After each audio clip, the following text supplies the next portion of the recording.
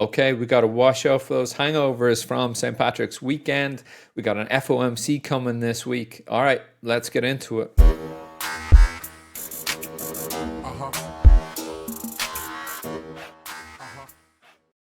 Okay, so big week FOMC coming on Wednesday.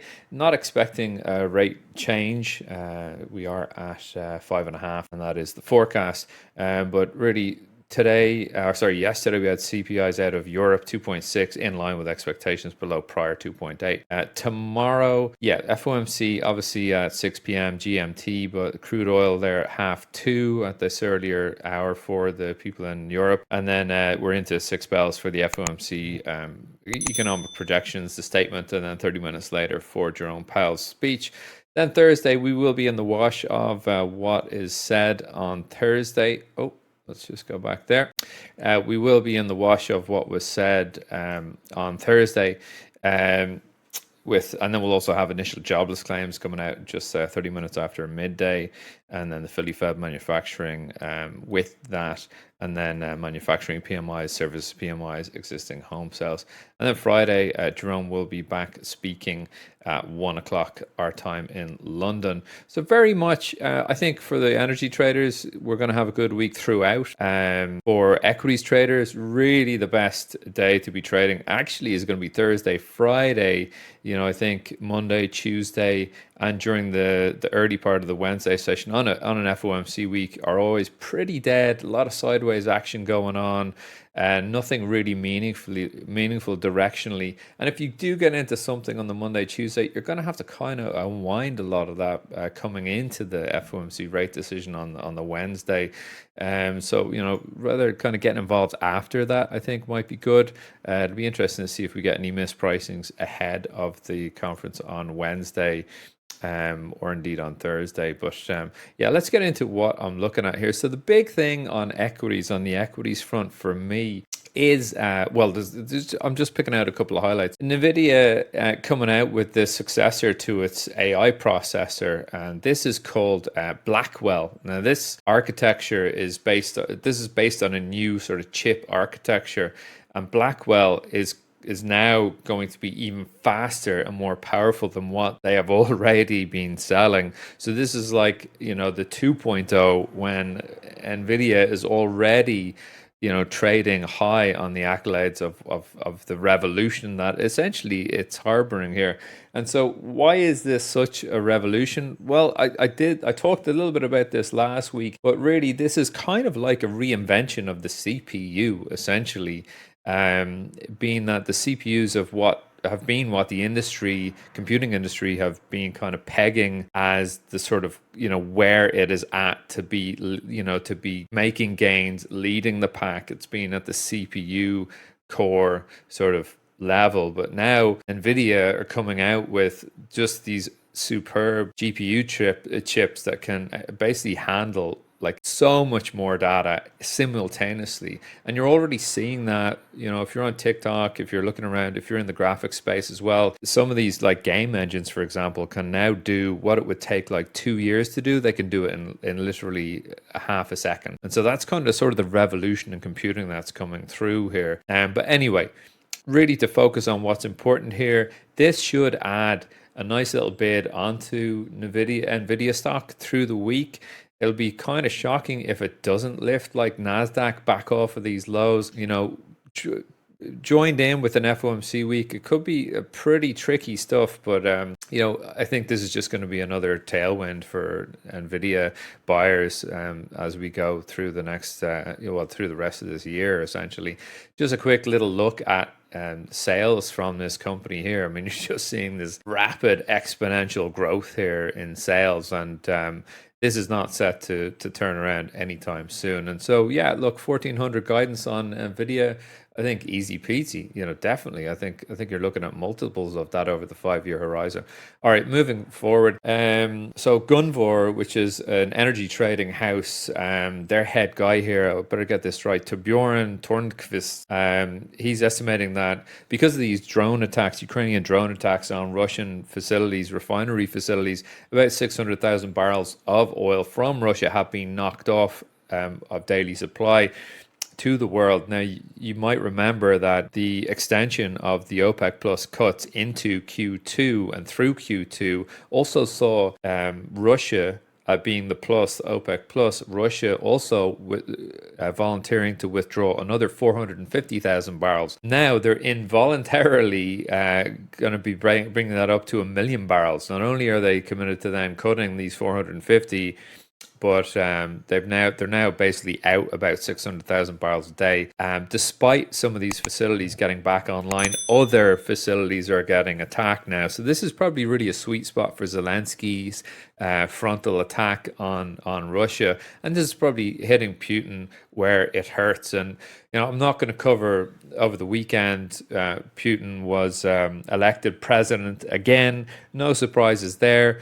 I think we all know what's going on, right? So, but essentially, this is really important because the recovery here for all of these facilities from these attacks, these guys, JP Morgan here, saying that it could be several weeks, if not months, until capacity is restored, with the strikes adding about $4 a barrel of risk premium to crude oil prices. So, you're seeing on crude oil, we are up over the last couple of weeks here, and I think it's fully justified and can be fully sustained here. So I think targets to the upside. We're going to look at oil technically in a bit, but 83.28 is the next target to the upside for oil, and then above there 85. Well, we'll call it 85s even. But yeah, I'll post links to these stories.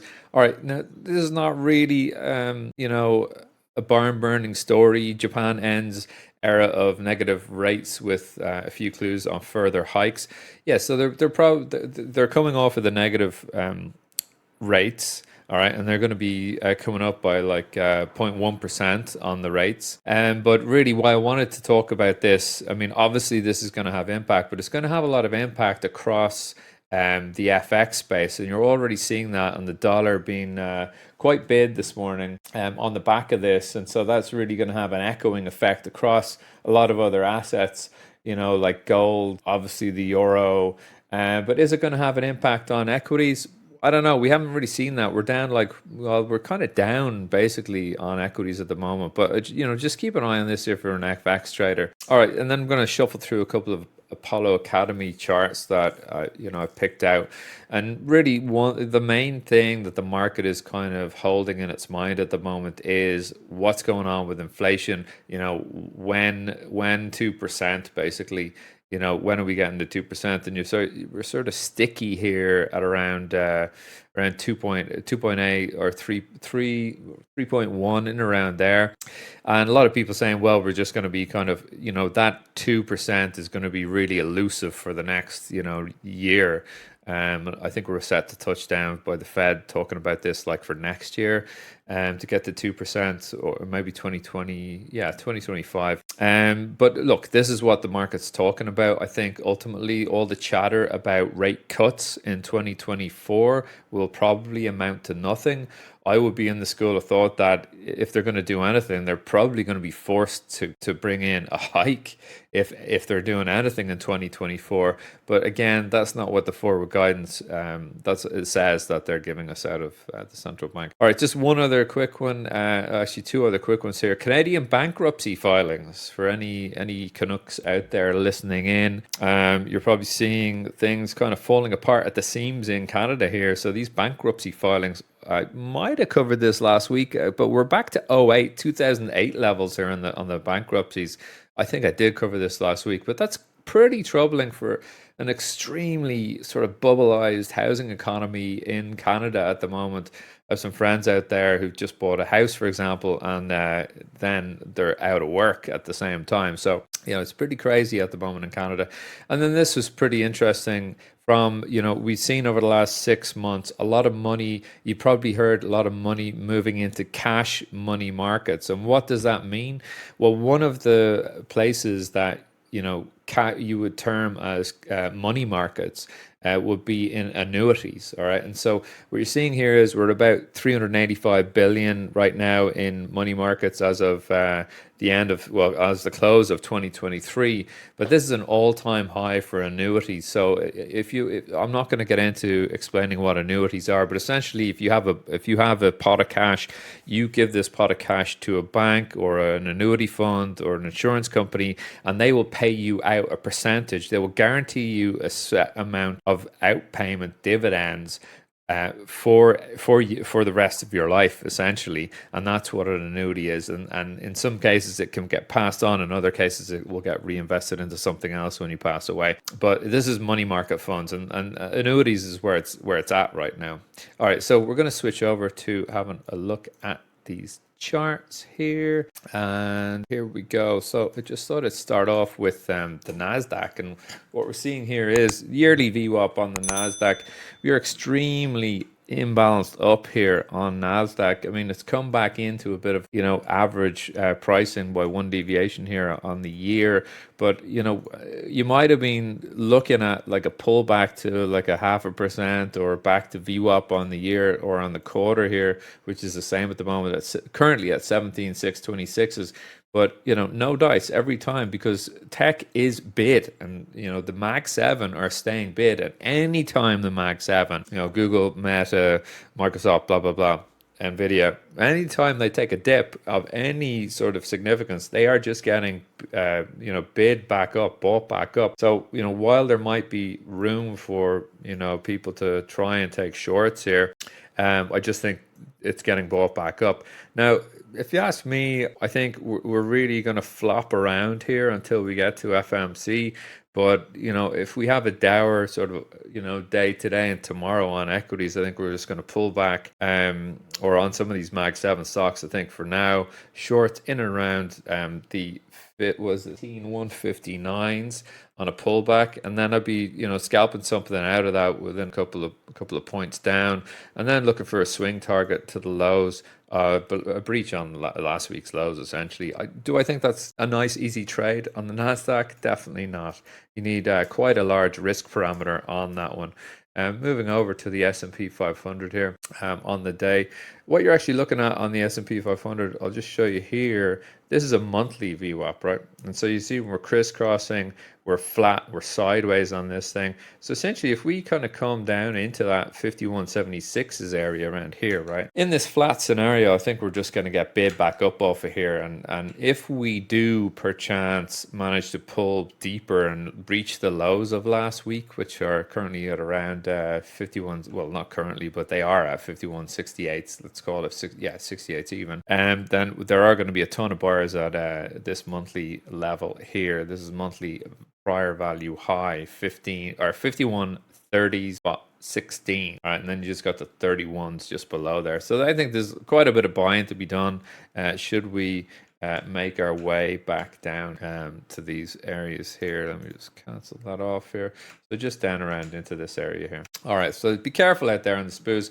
As I said, it can be really spooky on an FOMC week. I just wouldn't like to get involved. Ultimately, there will be buyers protecting 5131s down here for sure. And then I think we can get into more of a rally, especially if we have a dovish Jerome on Wednesday night. Looking at the Dow, yeah, a little bit. It's been a little bit lazier on the Dow to get going with the going here. But if I just kind of simplify everything, ultimately I think there's going to be buyers trying to protect 39.054s, but I wouldn't want to be one of them. I would much prefer to be looking at this monthly p-val level down here, and this is at 38.885s down around here, right? Just here.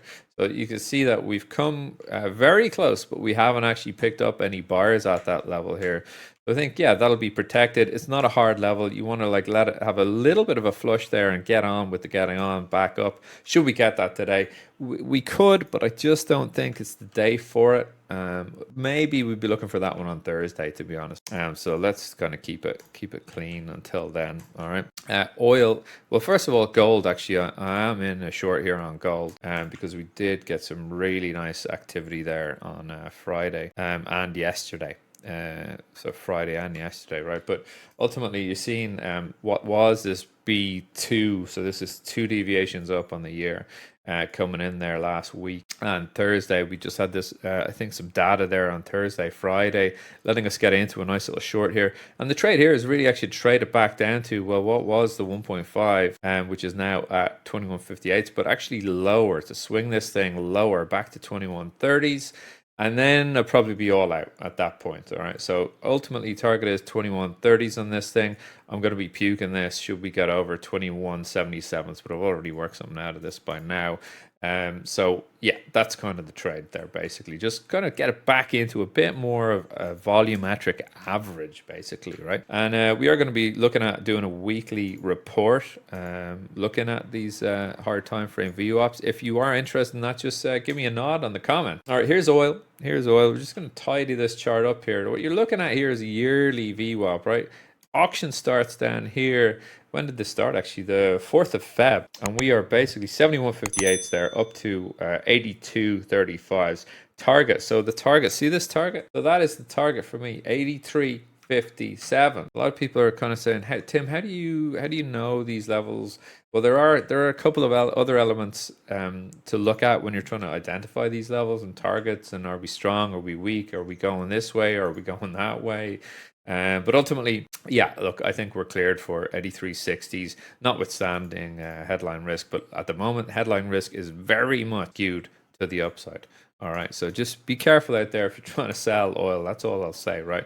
If you're going to try and take a pot shot at shorting oil here, and you want like any decent sort of duration out of that and size of a move out of that, you're going to have to be a seller below 81.58, and it's going to have to spend like probably half a day below there before you then look for the short. And 81.50s here as well, key level to be looking at to get short, because it was lovely resistance and then became support here on yesterday actually, and we bid on up. So you see that target up there?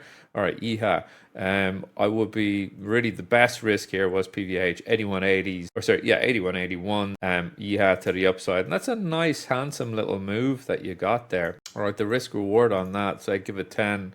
That's 8 ticks, but give it 10 ticks if you can take it. That is, well, 12 ticks. It's about a 14 to 1 there on 14 tick, or 12 ticks of risk there. So really nice trade, and that's one of the core trades that we do here. All right, that's pretty much it, I think, for this week. Don't want to keep anyone too long. Bitcoin, before I go, let's have a look at Bitcoin, because it's had a lovely rally, and it's not Bitcoin, that's a Dixie.